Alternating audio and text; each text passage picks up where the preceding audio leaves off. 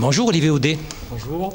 Vous êtes professeur à l'université Paris-Descartes et directeur du laboratoire de psychologie du développement et de l'éducation de l'enfant du CNRS. Votre spécialité, c'est effectivement l'étude du développement cognitif de l'enfant et du jeune adulte dans les domaines du nombre, de la catégorisation et du raisonnement.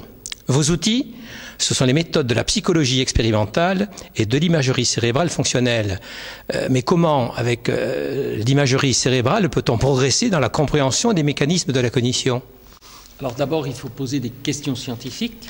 Par exemple, vous pouvez vous dire, entre 6 ans et 8 ans, du point de vue du nombre, donc du traitement quantitatif des objets, quelles sont les erreurs systématiques que les enfants font, comment corrigent-ils leurs erreurs et quels sont les progrès cognitifs. Et donc, il y a différentes stratégies qui entrent en compétition et qui font que les enfants, par exemple, si vous écartez 5 jetons et que vous resserrez 5 jetons en dessous, l'enfant va dire il y en a plus au-dessus parce que c'est plus long.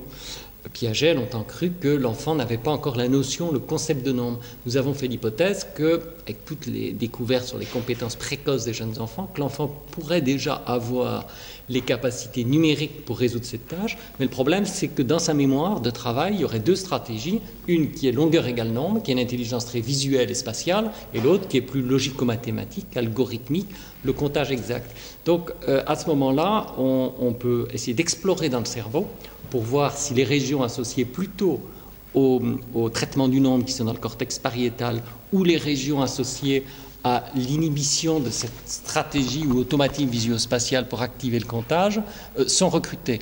Et à ce moment-là, vous mettez, quand vous avez une question scientifique comme celle-là, l'enfant dans l'IRM, vous lui faites résoudre ce type de tâches, qui peuvent être des tâches très classiques de la psychologie du développement, et vous pouvez observer la façon dont son cerveau travaille. Et en effet, les enfants qui réussissent cette tâche recrutent à la fois leur cortex pariétal qui est très lié au nombre, mais aussi leur cortex préfrontal qui leur permet d'inhiber l'intelligence visuospatiale pour activer l'intelligence logico-mathématique.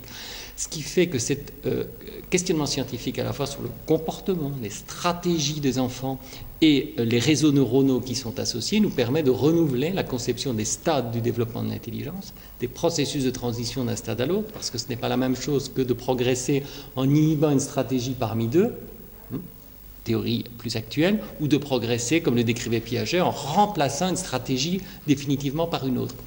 Et à ce moment-là, connaissant ces mécanismes de progrès cognitif, de correction d'erreurs entre plusieurs stratégies disponibles en mémoire, on peut affiner les interventions pédagogiques en classe, ou très souvent dans des situations de la classe. Par exemple, beaucoup de professeurs nous ont dit que lorsque les enfants prenaient la dizaine, ils comprenaient bien la dizaine, à un moment donné, comprenaient la notion, mais si vous leur dites qu'est-ce qui est plus grand, 18 ou 2 dizaines, ils vont dire 18.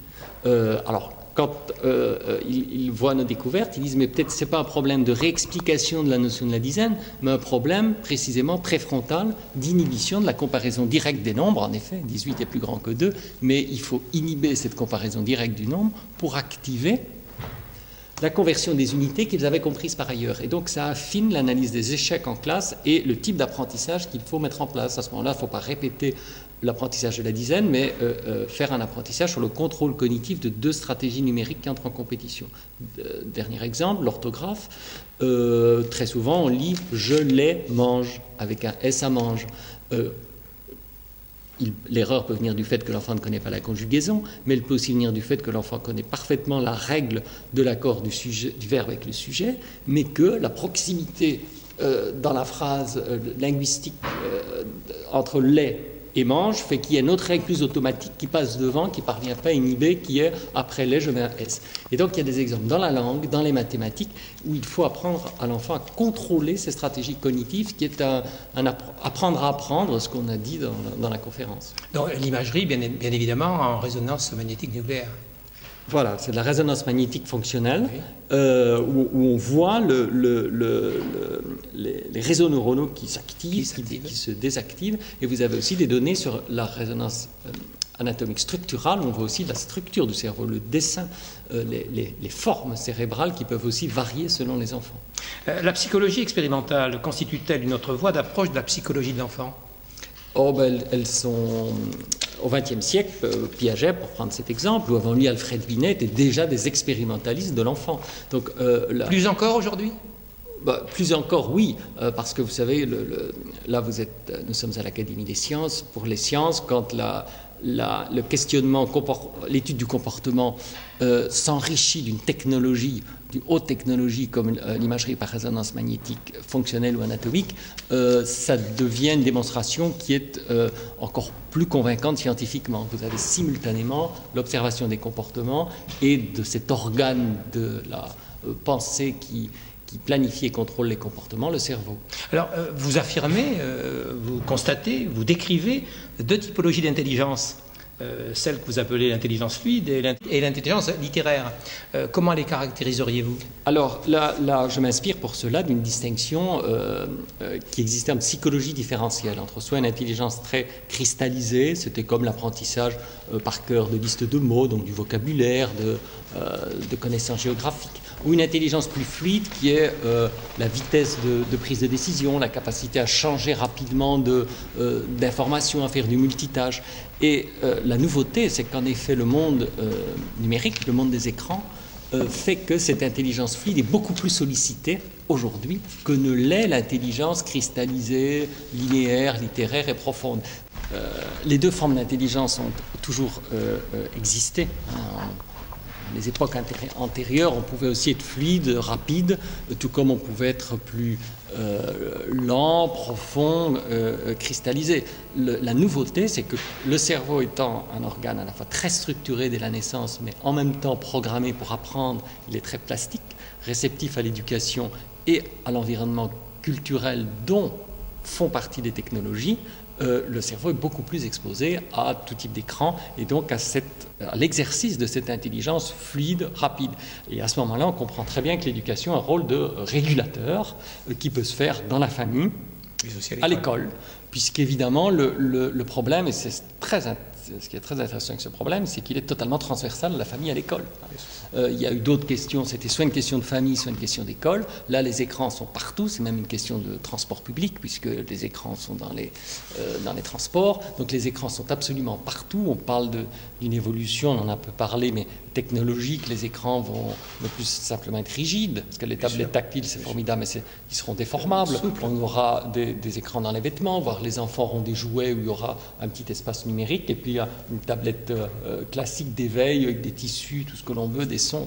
Donc il y aura ce mix, ce métissage dont on a parlé dans l'environnement. Donc ce qu'il faut apprendre à l'enfant, c'est à faire la part des choses et à réguler, il n'y a pas de règle générale, c'est au cas par cas, à réguler ces deux types d'intelligence. Certains auront besoin, c'est un peu la discussion qu'on a eue avec Pierre Joliot, par exemple, plus d'un raisonnement hypothético-déductif, lent, de synthèse, linéaire pour leur métier, pour leur activité pratique, industrielle. D'autres auront besoin d'un raisonnement plus rapide, plus superficiel, plus fluide. Donc les deux sont à combiner, ça c'est la règle de base, mais au cas par cas selon le type d'intelligence nécessaire à l'adaptation quotidienne. Oui, vous avez décrit dans votre communication, vous avez décrit les grandes périodes de la maturation cérébrale et la place des écrans dans ces périodes. En quelques lignes, peut-être, pourriez-vous les redonner? Le calendrier de la maturation cérébrale, qui sont des courbes en U inversées, c'est-à-dire multiplication neuronale avec l'ouverture des potentiels dans le cerveau, et après sélection selon les apprentissages que l'on fait, c'est donc une sélection positive. Et d'abord dans les régions sensorimotrices du cerveau, c'est-à-dire tout ce qui est vision, audition, toucher, motricité, très tôt chez le bébé. 0-2 ans. Voilà. Alors, elle continue évidemment cette maturation tout au long du développement parce qu'on devient de plus en plus habile sur le plan sensoriel et moteur, mais c'est elle qui commence en premier en quelque sorte, puis vient un second train au cours de la période d'école maternelle et primaire de maturation forte. Cortex pariétal, nombre, espace, temporal, langage, catégorisation, et enfin le cortex préfrontal qui, lui, sont les fonctions, on va dire, supérieures de synthèse, d'autorégulation, d'inhibition d'automatisme, de prise de décision, qui mature seulement, enfin qui achève sa maturation à la fin de l'adolescence. Ça ne veut pas dire que les trois maturations, comme l'a très bien dit Stanislas Dehaene, ne commencent pas dès le début du développement, mais avec des vitesses différentes. Ce qui veut donc dire que la question des écrans doit être rapporté déjà à ce facteur-là. Les tablettes tactiles, pourquoi les bébés ils sont très attirés aux jeunes enfants par les tablettes tactiles? Parce que ça mobilise leur intelligence sensorimotrice, qui est déjà la plus fonctionnelle. Ça ne veut pas dire qu'ils ne feront pas des inférences cognitives sur ce qu'ils font là, mais l'ergonomie du support est évidemment en connexion avec leur forme d'intelligence cérébrale. Et donc le contrôle par rapport aux écrans, si on va tout au bout de la dynamique de maturation qui nécessite le cortex préfrontal est ce qui restera le plus fragile et le plus à construire au cours du développement. C'est pourquoi l'éducation et l'école ont un rôle à l'apprentissage à l'autorégulation. C'est une pédagogie du cortex préfrontal en quelque sorte qui leur apprendra aussi à prendre une distance par rapport aux perceptions et aux motricités, aux automatismes moteurs qu'ils déclenchent face à un écran. Autrement dit, on peut imaginer que s'il n'y a pas intervention du cortex préfrontal, l'enfant soit dans un échange stéréotypé avec l'ordinateur. L'ordinateur lui dit de faire ceci, de faire ça, ou il répète toujours la même routine, où il croit systématiquement l'information qui est donnée alors qu'il doit parfois l'inhiber, prendre du recul et déclencher un processus de validation, de vérification. Merci beaucoup, monsieur le professeur. Je vous en prie.